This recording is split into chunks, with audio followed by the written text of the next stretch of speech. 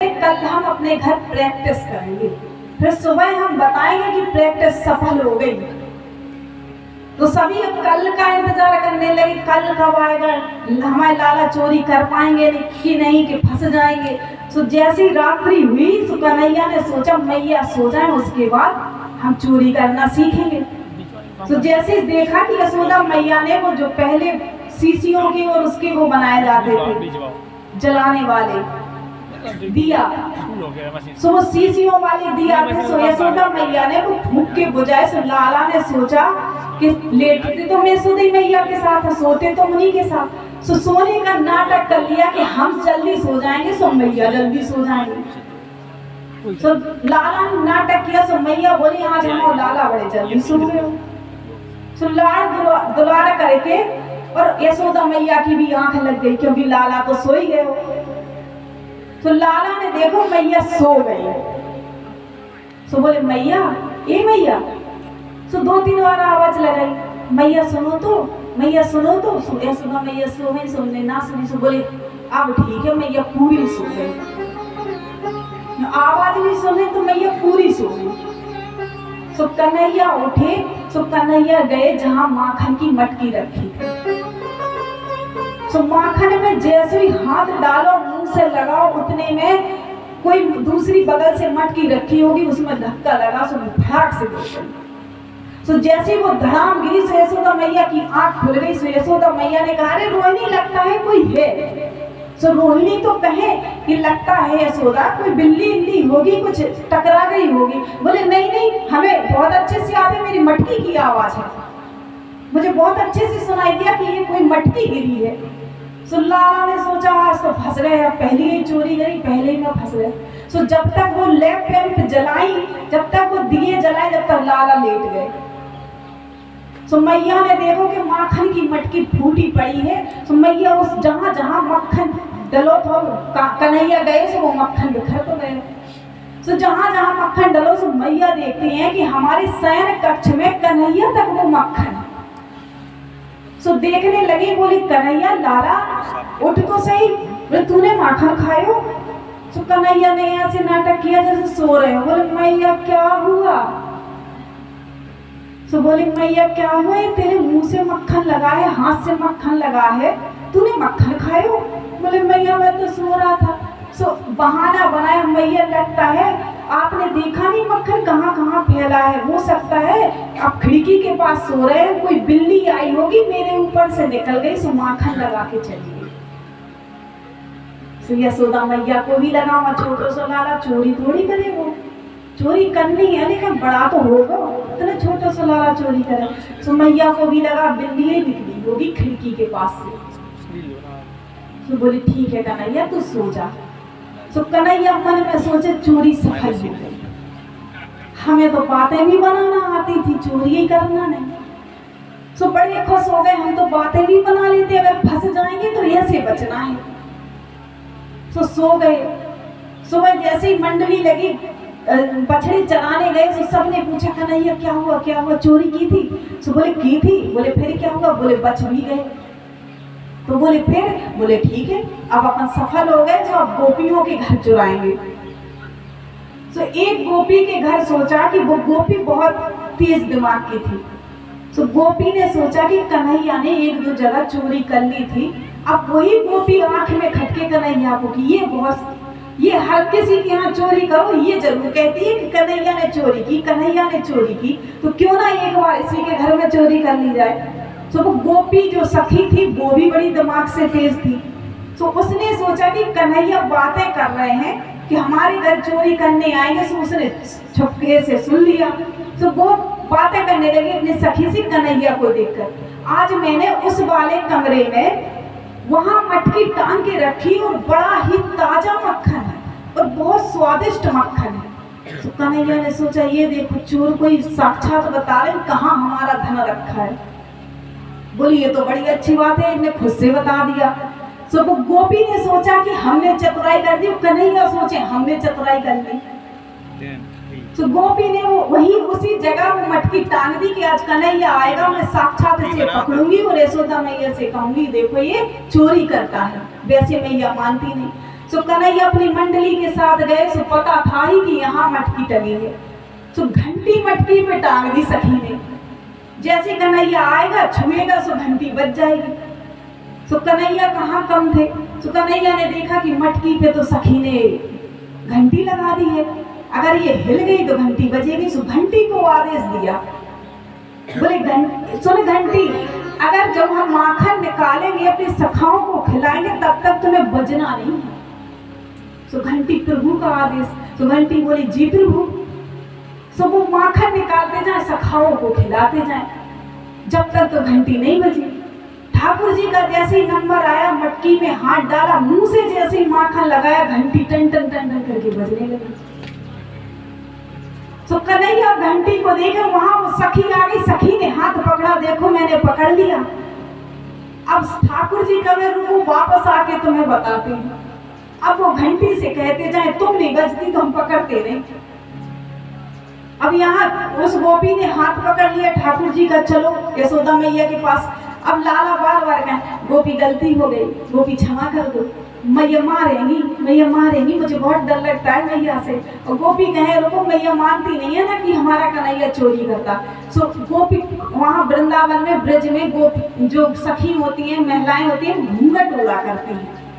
यहाँ तक घूंघट ओढ़े सखी वो हाथ पकड़े कन्हैया का। सो कन्हैया ने सोचा घर आने वाला है और ये ले जाएंगे तो हम फंस जाएंगे। सो बोले एक काम कर गोपी, हाथ छोड़ दे, हाथ दुख गए हो। वो बोली अच्छा हमें सिखा रहे हो, हाथ छोड़ेंगे तो तू भाग ना जावे हो। तो बोली ये वाला छोड़ दो, ये वाला पकड़ लो। सो गोपी ने सोचा कि हो सकता है हाथ में दर्द है गए हो। सो गोपी ने कहा ठीक है। सो गोपी ने जैसे वो हाथ छोड़ा, सो ठाकुर जी ने उन्हीं के देवर का हाथ गोपी के हाथ में पकड़ा दिए। तो गोपी सोचे कि हाथ पकड़ लिया। सो गोपी घूंघटा डाले और ठाकुर जी पहले यशोदा मैया के पास पहुंच गए। मैया भूख लगी। सो मैया वहाँ भोजन करा रही ठाकुर जी को। यहाँ गोपी आ गई, यशोदा मैया बाहर निकलो, देखो मैं आज क्या करके आई हूँ। यशोदा मैया बाहर निकलो, तेरा कन्हैया चोर है। सो एक ही सांस में उसने सब कह डाला। अब यशोदा मैया कहे मेरे लाला ने चोरी की, मेरे लाला ने चोरी करी। बोली क्या हुआ बाबरी, काहे को चिल्ला रही है। सो बोले देखो आज मैं क्या लाई। सो बोले क्या लाई, हमें तो कुछ नहीं दिख रहा। सो बोले अरे मैया आप कहती हो ना कि तेरे लाला ने चोरी नहीं की, आज देख मैं तेरे लाला को अपने साथ लाई हूँ। बोले जरा घूंघटा तो खोल पगड़ी। सो जैसे ही घूंघटा खोला सो वो देवर आपका हाथ पकड़े। सो यशोदा मैया कहने लगी, बोली तुम सबको मेरो लाला ही दिखेगा, मेरो लाला को मैं भोजन करा रही हूँ अंदर से। वहां से कन्हैया आ गए, बोले क्या हुआ मैया। सो मैया बोली कुछ नहीं लाला, तेरी शिकायत लेके आई। सो बोले देख लो मैया, एक दिन तू नाच नचा रही थी, सो इन गोपियों ने देख लिया था कि मैं नाचता हूँ तेरे सामने। सो ये हमें बाहर जाते हैं, सो ये हम पकड़ के नचाना चाहती हैं। हम नहीं नाचते कि हम तो सिर्फ मैया के सामने नाचते हैं। सो उसकी बार बार शिकायत लेके आती है क्योंकि हम नाचते नहीं है। सो उल्टा गोपी ही पे डाल दिया। अब वो गोपी बेचारी खड़ी क्या कहे, हम तो कन्हैया को लेके आए थे, ये कहाँ से आ गया। फिर गोपी को याद आया जब वो हाथ छुड़ाया था इसने तभी छल कर दिया मेरे साथ। अब गोपी कुछ ना कह पाए। सो पास गए कन्हैया, पास कह रहे गोपी से सुन अब की बार पंगा ना लियो। बोले अभी तो तेरे देवर कहाँ था, अगली बार तो खसम को पकड़ा देंगे। सो वो गोपी बेचारी क्या करे, ऐसी बात करने लग गया। तो गोपी ने मैया से कहा कोई बात नहीं मैया, लेकिन एक दिन जरूर पकड़वाएंगे। तो कन्हैया बोले देख मैया कैसी धमकी दे रही है, ऐसे परेशान करती हैं गोपियां हमें। बोलिए वाके बिहारी लाल की। सो आज मैया ने देखा कि सारी गोपियां जो है मेरे लाला की झूठ बात करती हैं।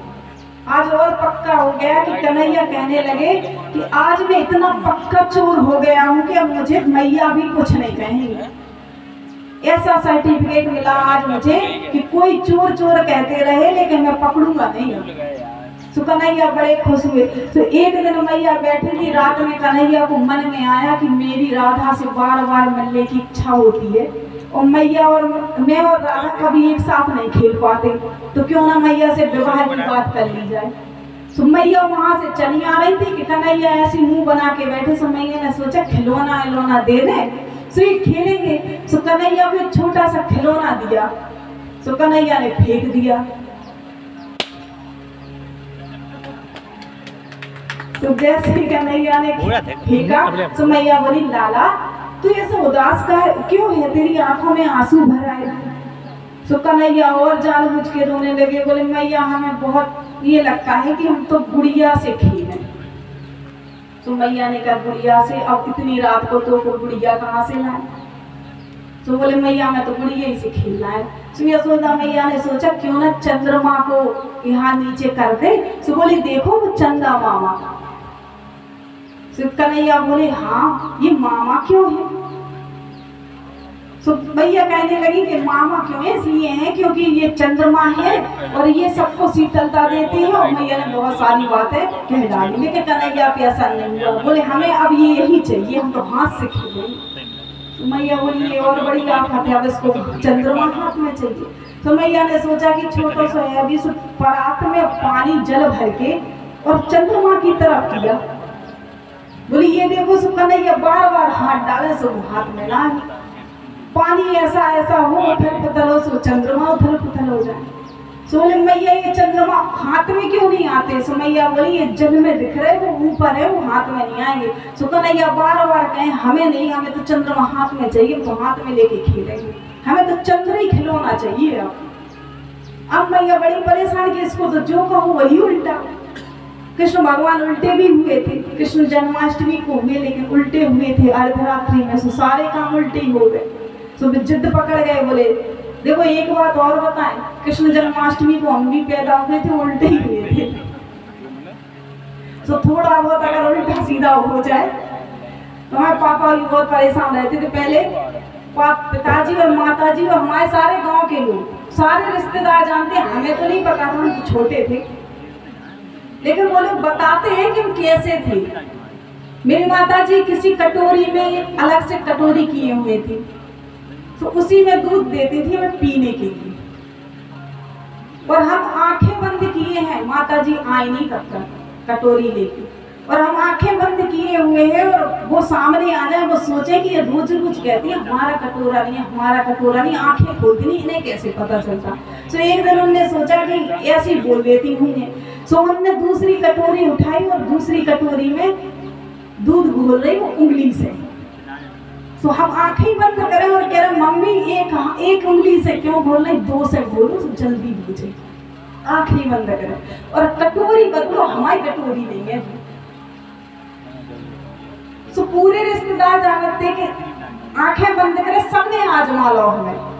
और इतनी जिद थी कि अगर रात में सोच लिए सुबह में पीताम्बरा माई के दर्शन करने जाना है, तो सभी ने 3 बजे रात में 12 बजे पापा को जगा के कह दी पिताजी हमें सुबह पीताम्बरा मैया के दर्शन करने जाना है।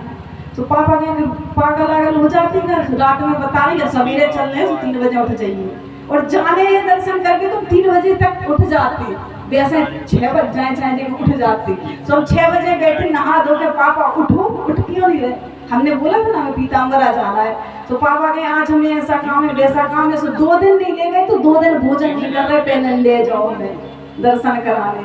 तो ऐसी जिद थी। फिर धीरे धीरे पता नहीं क्यों हम खुद ही समझदार हो गए, ठाकुर जी की कृपा हो गई। तो धीरे धीरे सब भूल गए, जिद करना भूल गए, सब भूल गए। और देखो हमारी दीदी की मतलब बहन की जब शादी हुई तो उनके पिताजी का ये कमर का क्या चला जाता है, जब वो उल्टे व्यक्ति से पैर घलवाए जाते, साथ लाते, तो उनका चला गया चोरा। सो उनके ससुर जी हम वहीं थे, माता जी खत्म हो गई। सो दीदी जी की हमारी 18 साल में शादी हो गई थी, क्योंकि वो पहली ऐसी संतान थी, बड़े चाचा के बाद किसी की शादियां नहीं हुई। लड़का बहुत अच्छा मिल गया, पिताजी को परिवार अच्छा मिल गया, तो बोले शादी कर दो। सो शादी हो गई। सो माता जी 1 साल बाद ही हमारी चली गई। सो माता जी के बाद दीदी बोली एक काम करो, कुछ दिनों के लिए तुम इधर आ जाओ, अच्छा नहीं लगता घर। सुन गए सो उनका चोरा चला गया उनके ससुर जी का। सो हमने की जो तो बहुत अच्छा मौका है वैसा कबू नहीं मार पाने। सो बोले 7 लाख मार दो। हमने बहुत मना करी कि नहीं हम आपको कैसे मार सकते, आप बड़े हो, मेरी बहन के ससुर जी हो, हम नहीं मारे। मन में तो पूरी हटी। तो बोले दीदी बोली तकलीफ हो तो फिर नहीं मारी जाते, मार दो। नहीं ठीक है, अब हमें का पता कैसी मारी जाती। अब हमने कही नहीं है कि सिर्फ छुआने हैं, सो हमने देर रात साथ में लाते तेज मारी गए, तेजी से बाहर दिख गए।